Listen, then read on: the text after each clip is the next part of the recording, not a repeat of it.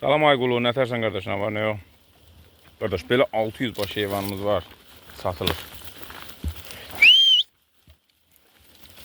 Belə çəkirəm, kim istəsə, buyurub sənlə əlaqə saxlayıb, gəlib bu heyvanlardan seçib ala bilər də qardaş. Maşallah, maşallah, heyvanlara bax. Hamısı da göz qabağında da, hamısı da heyvan faraş boğazdır.